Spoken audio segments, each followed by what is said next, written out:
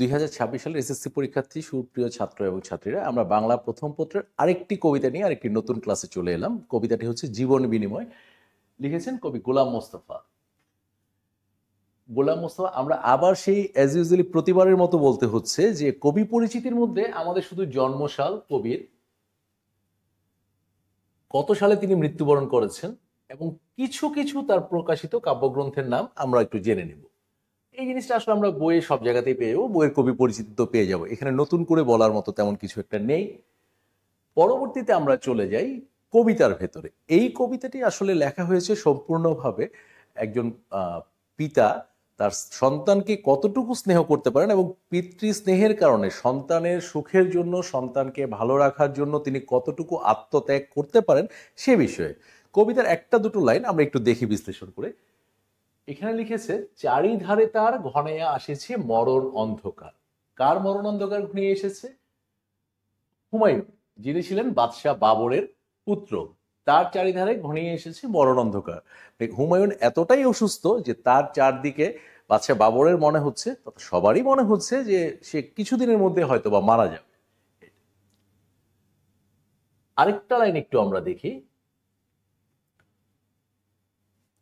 জীবন প্রদীপ Nivea আসিছে অস্ত রবির প্রায়। অস্ত রবি মানে কি? রবি বলতে সূর্য, আমরা সবাই জানি এটা। সূর্য যখন অস্ত যায় তখন মনে হচ্ছে যে সূর্যটা ডুবে যাচ্ছে। এখানে জীবন প্রদীপ নিভিয়া আসিছে বলতে বোঝানো হয়েছে হুমায়ুনের জীবন প্রদীপ তার বাবার কাছে মনে হচ্ছে বা চিকিৎসকবৃন্দের কাছে মনে হচ্ছে যে তার জীবন প্রদীপ হয়তো বা অস্ত রবির মতো ধীরে ধীরে নিভে যাচ্ছে, ধীরে ধীরে ডুবে যাচ্ছে, অস্ত রবির প্রায়। তারপরে আরেকটা লাইন আমরা দেখি, মুখর হইয়া উঠিল তাদের সেনিষ্ঠুর নীরবতা। এখানে কাদের নীরবতার কথা বোঝানো হয়েছে? এখানে বোঝানো হয়েছে চিকিৎসক বৃন্দের। সুধালো বাবর ব্যগ্র কণ্ঠে ভিষক বৃন্দেটাকে, ভিষক বলতে চিকিৎসক। এখানে চিকিৎসক বাবর যখন জিজ্ঞেস করছেন চিকিৎসকদেরকে যে ওনার পুত্রের বাঁচার সম্ভাবনা কতটুকু, তখন সবাই মাথা নিচু করে চুপ করে দাঁড়িয়ে আছেন, কারণ তারা কোনো রকম এসিওরেন্স দিতে পারছেন না, নিশ্চয়তা দিতে পারছেন না। এই কারণেই বলা হইয়াছে মুখর হইয়া উঠিল তাদের সে নিষ্ঠুর নীরবতা। তাদের যে নীরবতা সেটাই মৌন সম্মতি জানাচ্ছে হয়তো বা হুমায়ুনকে আর বাঁচানো সম্ভব হচ্ছে না। তারপর আমরা বলি, হেনকালে এক দরবেশ উঠি কহিলেন সুলতান, সবচেয়ে তব শ্রেষ্ঠ জীবন দিতে পারো যদি দান, খুশি হয়ে তবে বাঁচাবে আল্লাহ বাদশাহজাদার প্রাণ। ওই সময়ে চিকিৎসকদের মধ্যে অনেকেই ছিলেন, একজন দরবেশ উপস্থিত ছিলেন। তিনি তখন সুলতানকে বললেন যে তুমি যদি তোমার সবচেয়ে যে শ্রেষ্ঠ ধন বা শ্রেষ্ঠ সম্পদ সেটা যদি আল্লাহ তাআলার উদ্দেশ্যে তুমি কোরবানি করতে পারো, তাহলে হয়তোবা আল্লাহ খুশি হয়ে বাদশাহজাদার প্রাণ বাঁচাবেন। তারপরে আমরা আবার দেখি, শুনিয়া সে কথা কহিল বাবর শঙ্কা নাহিক মানি, তাই যদি হয় প্রস্তুত আমি দিতে সেই কোরবানি, সবচেয়ে মোর শ্রেষ্ঠ যে ধন জানিয়ে রাখা আমি জানি।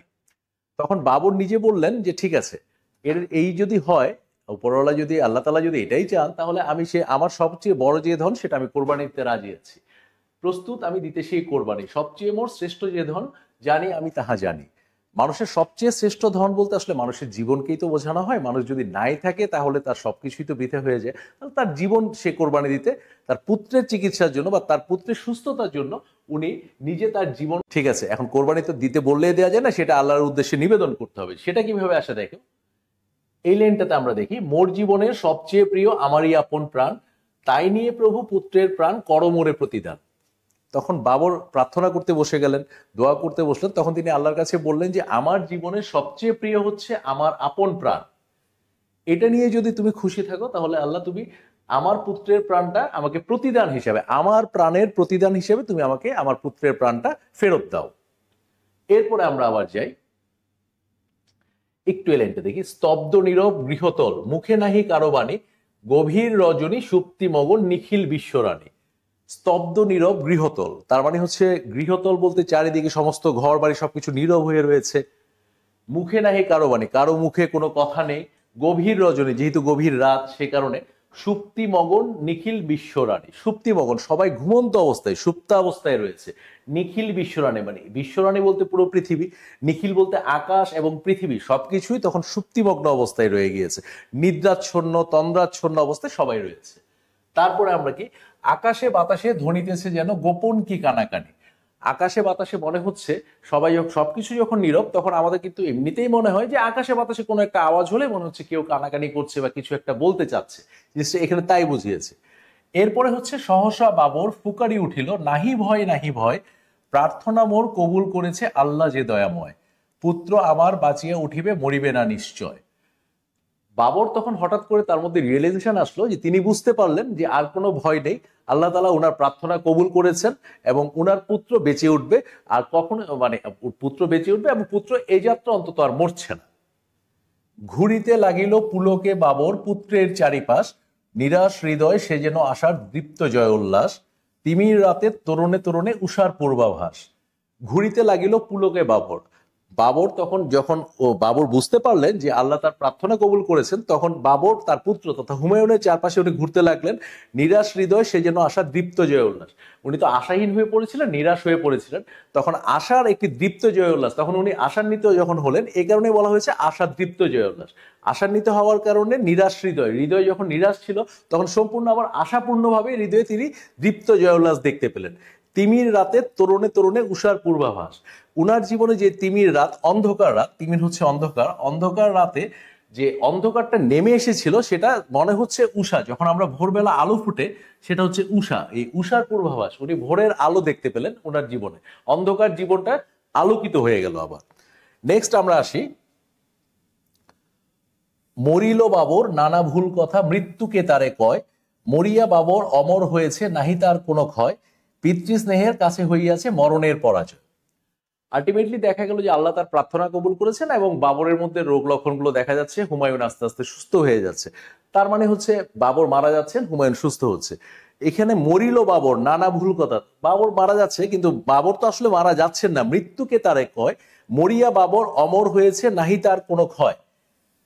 বাবরের এই মৃত্যু কিন্তু বাবরকে অমর করে দিয়েছে। কিছু কিছু ক্ষেত্রে যেমন আমরা বলি অমুক অমুক জায়গায় শহীদ হয়েছেন, ধর্মযুদ্ধে শহীদ হয়েছেন, দেশের জন্য শহীদ হয়েছে, তারা যেমন অমর হয়েছেন বলে বাবর তার পিতৃস্নেহের কারণে নিজের সন্তানের জীবনের জন্য তিনি মৃত্যুবরণ করেছেন। এই কারণেই মরিয়া বাবর অমর হয়েছে, তার কোনো ক্ষয় নেই। পিতৃস্নেহের কাছে হইয়াছে মরণের পরাজয়, মৃত্যু কিন্তু পিতৃস্নেহের কাছে এখানে হেরে গেছে। হ্যাঁ, মৃত্যু জান কবজ করেছে একটা, কিন্তু পিতার সন্তান বাৎসল্যের জন্য পিতার জান সে কবজ করতে পেরেছে, সন্তানের জান সে নিতে পারেনি। এরপরে আমরা আরেকটা জায়গায় যাই ছোট্ট করে,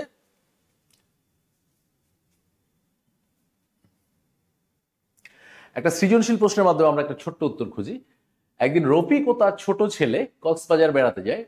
রফিক ও তার ছেলে সমুদ্র স্নান করতে যায়, দুজনের কেউই ভালো সাঁতার জানে না। হঠাৎ সমুদ্রের জোয়ার ওঠে, জোয়ারের স্রোতে ভেসে যায় দুইজন।